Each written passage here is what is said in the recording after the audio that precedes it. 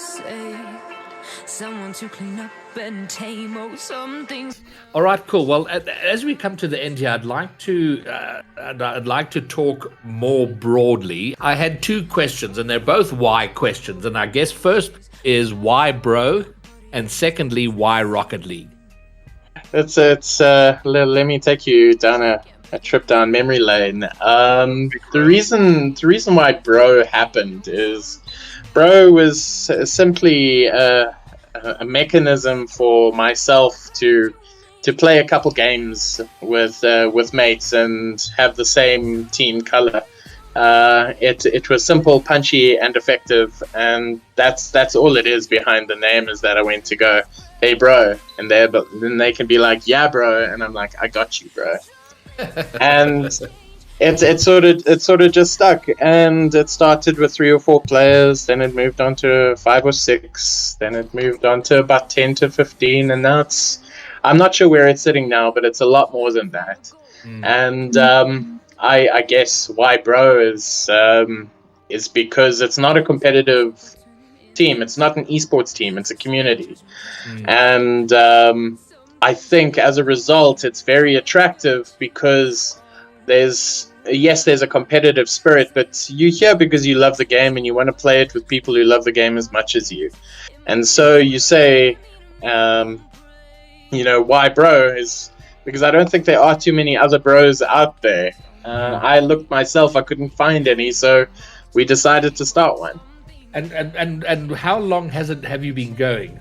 So this is a funny one. We've only been going since about July last year. So it's still very early days. Coming up in and around a year, well, sort of 3/4 of a year. Okay.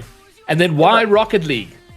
So Rocket League it's also another one of those things, is that Rocket League is one of those games that isn't like any other game. So if you have a look at your Dota and your League of Legends, there's an easy way to step in and out of those two games. You can step out between Valorant and PUBG and CSGO. All of them have very, very similar mechanics. I mean, I'm not going to mention Fortnite, even though I just mentioned Fortnite. But there's a special thing about Rocket League that no other game can replicate, and that is there's no other game like it. So when you start with your friends, you are both all equally shit. Yeah. There's no way about it.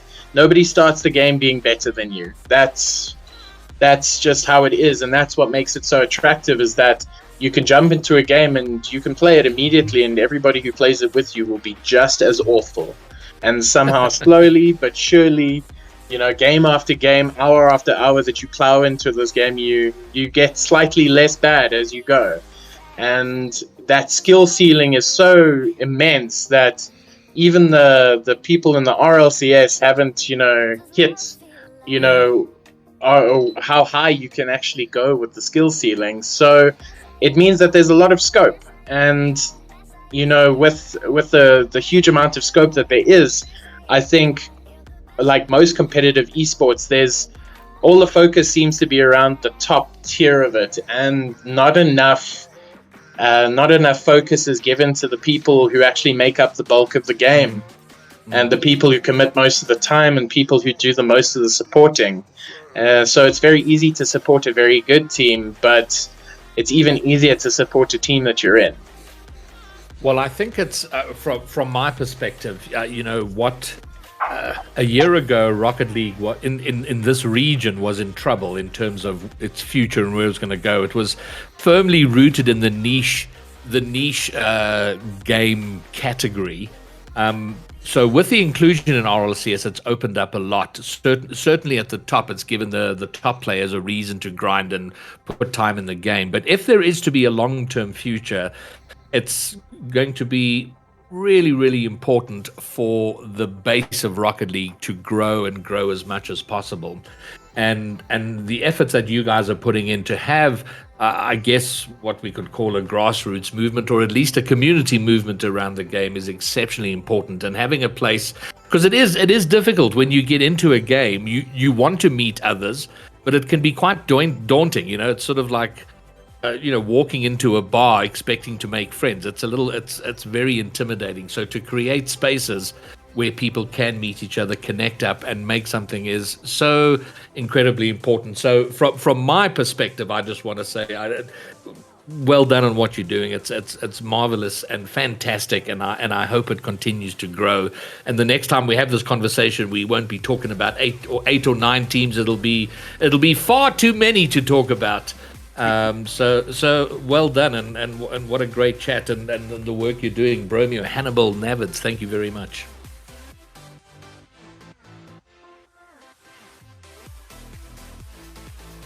Thank you so much, guys, for getting all of this up today, especially you, Greybeard.